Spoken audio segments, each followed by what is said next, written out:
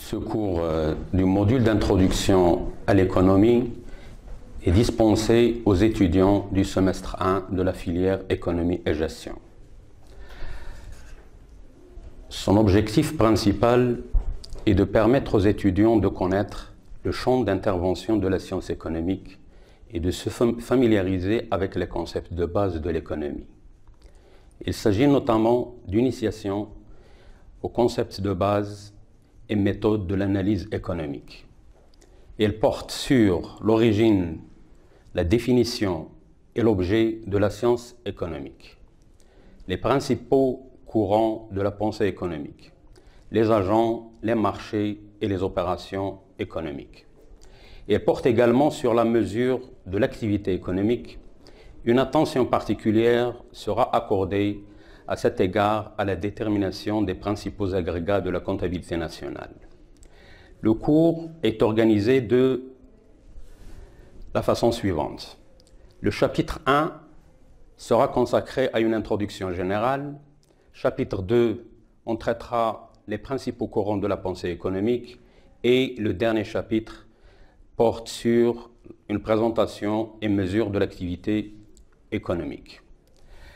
Concernant le premier chapitre, l'introduction générale. Dans ce chapitre, on essaiera de répondre aux questions suivantes. Comment la science économique s'est-elle constituée? C'est-à-dire voir quelle est son origine et comment elle a évolué. La deuxième question, c'est qu'est-ce que l'économie? Là, on va traiter la définition, l'objet de la science économique, les niveaux d'analyse et branches de la discipline et les méthodes d'investigation utilisées en économie.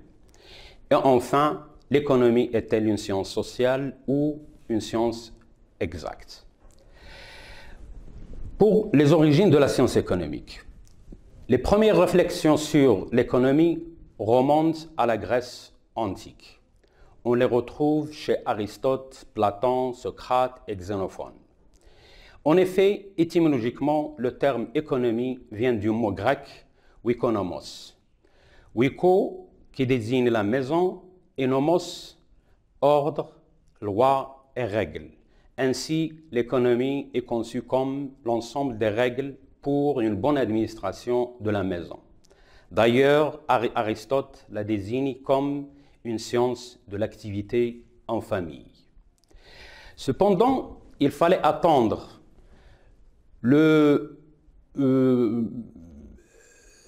Cependant, jusqu'au Moyen-Âge, c'est à travers la morale et la religion que l'on va aborder certaines questions économiques.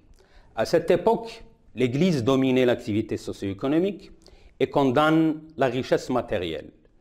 L'économie n'existe donc pas vraiment en tant que discipline autonome. Elle dépend de l'Église. Donc il fallait attendre le XVIe siècle avec la Renaissance, ce qu'on appelle les siècles de Lumière, de 1450 à 1789, qu'on considère comme un vaste mouvement de transformation intellectuelle, morale, économique et politique, caractérisé par le développement de l'art, la science et la réforme de l'Église, les découvertes et l'apparition de l'État-nation, que l'économie va apparaître comme une discipline autonome, séparée de la théologie, de la philosophie et de la morale. L'économie abandonne alors les préceptes moraux et religieux. Il devient une discipline ayant sa finalité, son objet et sa méthode propre qui lui sont propres.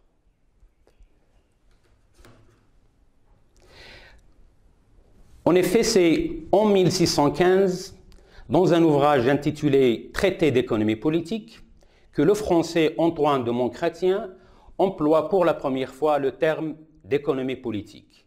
Le qualificatif politique choisi par Antoine de Montchrétien indique qu'il s'agit non plus de l'économie de la maison, mais de celle de la nation, l'administration du patrimoine de la cité.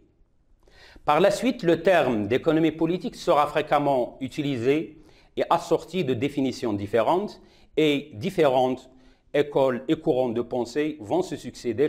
Chacun doit apporter sa pierre à l'édification de la science économique moderne en répondant en son temps aux préoccupations des agents économiques. Alors, On va citer maintenant quelques définitions de l'économie. Donc l'économie, c'est une science qui est définie, comme je viens de dire, par son objet et sa méthode. Alors, quel est l'objet de l'économie et quelle est sa méthode? C'est une question qui reste ouverte. Il n'y a aucun accord sur ce qu'est l'objet de l'économie. La variété des définitions justifie bien sûr un peu ce désaccord et cette mésentente entre les économistes concernant la définition de l'économie. Pour l'école classique, l'économie est considérée comme une science de la richesse. Par exemple, Adam Smith considère l'économie politique, l'objet de l'économie politique est d'enrichir à la fois le peuple et le souverain. Jean-Baptiste Say, quant à lui, considère que l'économie politique enseigne comment se forment, se distribuent et se consomment les richesses qui satisfont aux besoins des sociétés. Pour l'école néoclassique, l'économie est considérée comme une science de l'échange marchand et des prix. Ça, on le retrouve au niveau des définitions de Léon Walras, Karl Menger et Stanley Jevons. Pour Léon Walras, l'économie politique est essentiellement la théorie de la détermination des prix sous un régime hypothétique de libre concurrence absolue.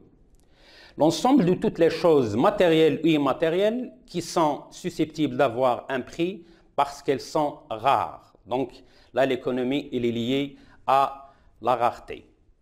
La pensée socialiste, quant à elle, notamment bien sûr à travers les définitions de Karl Marx, Friedrich Engels et Lénine. Pour Engels, l'économie ne traite pas de choses, mais de rapports entre personnes, c'est-à-dire les rapports sociaux ou bien les rapports entre les classes. L'objet de l'économie politique, écrivait Lénine, n'est nullement la production, mais bien les rapports sociaux existants entre les individus, dont la production, la structure sociale de la production. L'économie comme science des choix efficaces, théorie libérale au XXe siècle, notamment Robbins, la définition de Lionel Robbins, l'économie est la science qui étudie le comportement humain en tant que relation entre les fins et les moyens rares à usage alternatif. En somme, qu'est-ce qu'on peut retenir de cette diversité des définitions? Donc, comme on vient de le constater, on peut dire que les économistes sont loin d'être unanimes quant à la définition de leur discipline. Cependant, il convient d'insister sur deux aspects fondamentaux de la définition de l'économie qu'on peut retrouver dans les différentes définitions, à savoir les besoins illimités et les biens et services rares, d'où la nécessité de faire des choix. Le problème économique peut ainsi se poser comme suit. D'une part, on a les besoins qui sont illimités. D'un autre côté, d'autre part, on a les ressources qui sont rares et illimitées.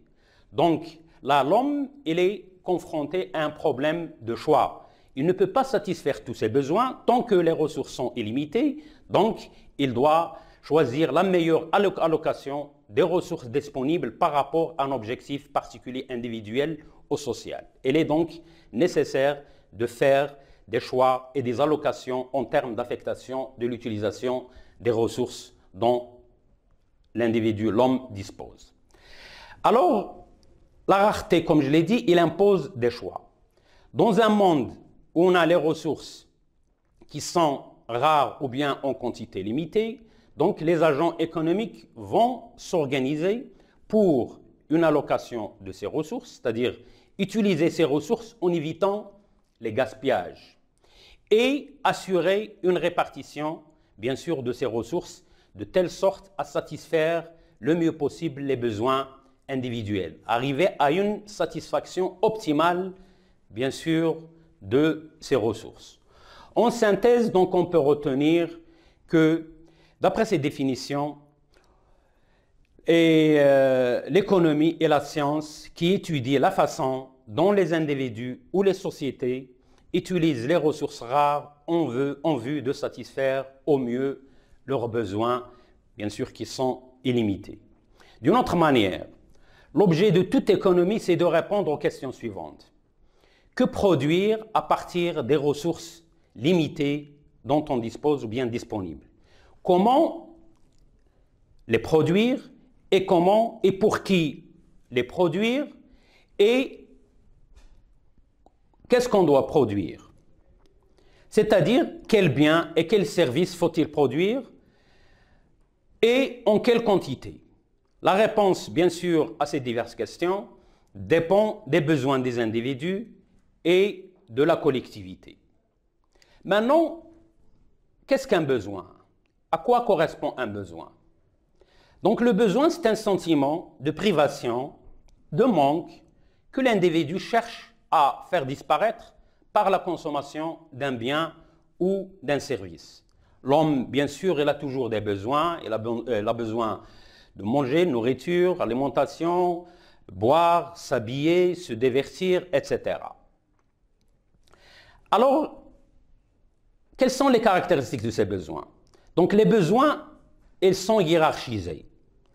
C'est-à-dire, il y a les besoins de première nécessité, il y a les besoins secondaires et, bien sûr, le loisir. Donc, hiérarchisé, donc c'est le degré d'urgence, bien sûr, qui varie selon les conditions de vie et les moyens. Bien sûr, on peut parler là de l'échelle de Maslow. Et ils sont complémentaires. Complémentaires, bien sûr, donc, on ne peut pas satisfaire un besoin sans l'autre. On a besoin de dormir, on a besoin de manger, on a besoin de se vêtir, etc. Donc, bien sûr, les besoins ne sont pas substituables. On ne peut pas satisfaire un besoin à la place, bien sûr, d'un autre. Ils sont incompressibles, c'est-à-dire pris un à un. Donc, il faut dépenser un minimum de ressources pour satisfaire chaque besoin. Et infini et illimité, donc la consommation est potentiellement, bien sûr, infinie. Les besoins évoluent en fonction des moyens dont on dispose, mais certains sont délaissés au profit d'autres lorsque la richesse, bien sûr, augmente. Donc, au début, on s'intéresse à l'alimentation, bien sûr, au logement, à l'habillement, etc. Mais après, bien sûr, on passe aux besoins plus ou moins qu'on appelle secondaires ou de loisirs. Classification des besoins. On peut, comme je viens de le dire, deux catégories de besoins. Ce qu'on appelle les besoins primaires et les besoins secondaires. Donc les besoins primaires, ce sont des besoins vitaux, physiologiques, nécessaires à la vie et à la survie même de l'homme. C'est l'alimentation, le logement, l'habillement. Les besoins secondaires, ce sont des besoins de civilisation, c'est-à-dire qui varient d'une société à une autre. Bon, et ils sont bien sûr liés à la société dans laquelle l'homme vit et aux habitudes et aux coutumes, bien sûr, de cette société. On peut distinguer les besoins de confort, besoins de loisirs, de culture, etc. Maintenant, on parle de besoins économiques. Qu'est-ce qu'un besoin économique? On dit qu'un besoin est économique lorsque des biens et services sont achetés pour satisfaire, bien sûr, ce besoin. Donc, il y a des besoins, comme je l'ai dit, qui ne sont non économiques, c'est-à-dire qu'on peut satisfaire sans rien dépenser, sans passer même par le marché. Or, un besoin, pour le satisfaire, il faut acheter des biens et services, donc il devient économique. Donc, il faut dépenser. On a également des besoins individuels et des besoins collectifs. Besoins individuels, c'est qu'ils sont propres à l'individu. Moi, j'ai un besoin, on a tous le besoin de boire, de soif. Moi, je peux demander de l'eau plate, un autre, il peut demander de l'eau gazeuse. Je peux demander un café, l'autre, il peut demander un thé, etc. Donc, c'est individuel. Même les couleurs, en termes d'habillement, on a besoin, bien sûr, d'acheter une chemise. Bon, moi, je la cherche carreau, l'autre, il peut la chercher blanche, etc. On a des besoins collectifs, ce sont des besoins, bien sûr, propres à plusieurs personnes, mais satisfaits par les biens collectifs. Ils sont satisfaits, bien sûr, collectivement. C'est par exemple le besoin d'études, d'éducation. Donc on a des écoles. Donc là, on reçoit, l'école, il reçoit un groupe d'individus ou bien d'étudiants, d'élèves pour satisfaire, bien sûr, leurs besoins d'études. Les hôpitaux également, les routes, donc on peut les utiliser collectivement ou bien d'une manière collective. Alors, une autre question maintenant se pose. Est-ce que la nature permet-elle de satisfaire tous nos besoins? Donc, bien sûr que non. D'ailleurs, pour satisfaire les besoins, comme je l'ai dit tout à l'heure, illimités, l'homme, il doit produire des biens et services. On a des biens libres, ce sont les biens abondants et à la disposition de tous gratuitement. C'est par exemple l'air. On a besoin d'air, on a besoin de lumière. Mais tout le monde, bien sûr, peut satisfaire ce besoin, bien sûr, d'une manière naturelle. Et les biens économiques, ce qui répond aux besoins économiques, ce sont des biens rares et produits par le travail humain. Donc l'homme, il lutte contre la rareté par le travail. Ces biens, sont obtenus grâce à la combinaison de plusieurs éléments rares, les ressources qu'on appelle les ressources naturelles, le travail, le capital, ce qu'on appelle les facteurs de production. C'est-à-dire pour produire les biens, l'homme il a besoin, bien sûr, de faire appel aux facteurs de production, la terre, le capital, bien sûr, et le travail pour produire des biens nécessaires à satisfaire ses besoins qui sont illimités. C'est-à-dire que la nature ne peut pas satisfaire. Maintenant, comment produire ces biens? Donc c'est clair. Cette question du comment produire des biens, du fait que la rareté des ressources oblige à faire des choix. D'ailleurs, on a insisté au début sur la nécessité de faire les choix. Bien sûr, pourquoi? Parce que ce qui nous intéresse, c'est d'arriver à un maximum, bien sûr, de satisfaction, mais avec un minimum de coûts. Maintenant, pour qui produire? Donc cette question soulève le problème qui sera la demande exprimée par les agents économiques. Les méthodes d'investigation en économie. Bien sûr, qu'est-ce que la méthode? Dans le langage scientifique, le chemin, c'est le chemin qu'il faut suivre pour arriver à la découverte de la vérité. Les phénomènes économiques sont des phénomènes historiques qui se déroulent au cours du temps. C'est pourquoi en économie, on peut distinguer l'analyse statique, l'analyse dynamique. L'analyse statique n'explique pas comment on est arrivé à une situation. Et l'analyse telle qu'elle est. Donc c'est statique. Il nous donne une photographie de la situation telle qu'elle est. Alors l'analyse dynamique, elle intègre des méthodes d'investigation. Ce sont des procédés employés pour découvrir la vérité. On a deux méthodes, la méthode déductive et la méthode inductive. La méthode déductive, il part des principes généraux dont l'exactitude a été démontrée ou qui sont supposés exacts pour en tirer un raisonnement logique sans faire appel à l'observation des faits. On peut citer l'exemple le plus familier de cette démarche. Tous les hommes sont mortels, c'est une prémisse. Socrate est un homme, il est donc mortel comme conclusion. La méthode inductive, c'est un peu l'inverse. Il remonte du particulier au général. Par exemple, du fait que tous les corps tombent, on dégage la loi de la gravitation. Maintenant, on distingue entre le normatif et le positif, l'analyse normative et l'analyse positive. L'analyse positive, elle cherche à expliquer les phénomènes économiques observés sans faire de jugement de valeur, ce qui devrait être. Que puis-je faire pour augmenter mon revenu net? On doit répondre en proposant des alternatives. Donc ce n'est pas à moi, bien sûr, de donner à la personne qu'est-ce qu'il doit faire. Donc, tu lui donnes des propositions, mais d'une manière neutre. Ça, c'est l'analyse positive. tu dois travailler, tu dois demander l'aide, tu vas, je ne sais pas, et on laisse à la personne, bien sûr, de faire son choix ou bien de prendre sa décision. L'analyse normative cherche à dire ce qui devrait être fait. Donc, on ordonne à la personne qu'est-ce qu'il doit faire. On préconise des choix, ce qui implique des jugements de valeur. Exemple, tu devrais faire ceci pour augmenter ton revenu. Par exemple, si on revient à la question, que dois-je faire pour augmenter mon revenu? Si je dis tu dois travailler, c'est normatif. Si je demande à la personne tu peux travailler, tu peux mendier, tu peux, je sais pas, tu peux demander l'aide de tes parents, de ta famille, etc. Là, c'est bien sûr positif. Les niveaux d'analyse en économie. La science économique dispose de deux grandes approches d'analyse. Il y a l'approche macroéconomique et l'approche micro. L'approche macroéconomique analyse l'économie dans son ensemble.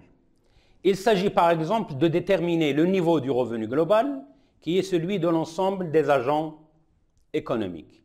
Alors que la micro, elle analyse le comportement individuel des agents économiques, notamment le consommateur et le producteur.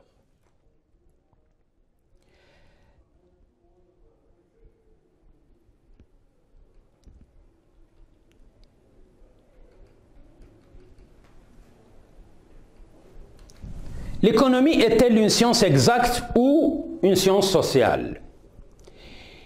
Il existe aujourd'hui une distinction bien établie entre les sciences exactes, telles que la physique, la biologie, la chimie, etc., et les sciences sociales, l'économie, la sociologie, la démographie, la géographie, etc. Les sciences exactes, elles autorisent l'expérimentation. Les sciences sociales n'autorisent pas, bien sûr, l'expérimentation. Et dans les sciences exactes, on trouve les disciplines, comme je l'ai dit, la biologie, la physique, la chimie, les mathématiques. Ce sont des théories qui sont universelles et acceptées par tous. Tous les chimistes sont d'accord sur la composition chimique de l'eau, H2O. Les spécificités sociales, donc il y a une relation entre la théorie et les faits, mais il existe toujours une divergence des points de vue théoriques. C'est le cas de l'économie. L'économie politique, donc, elle est une science sociale et non une science exacte. Pourquoi? Parce qu'il n'y a pas de progrès vers des vérités universelles. Tous les sujets, toutes les questions, bien sûr, sont débattues et on trouve qu'il y a des divergences entre, bien sûr, les économistes sur ces faits-là et sur ces problèmes. Il n'y a pas de concept qui soit vrai ou faux en économie. Certains peuvent dire qu'il est vrai, d'autres, bien sûr, vont montrer qu'il est faux.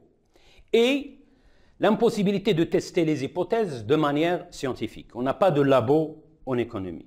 Donc, l'économie, c'est une discipline à l'intérieur de laquelle il y a une lutte entre les théories contradictoires. Donc, c'est les débats qui vont, bien sûr, nous amener aux différents courants de la pensée économique.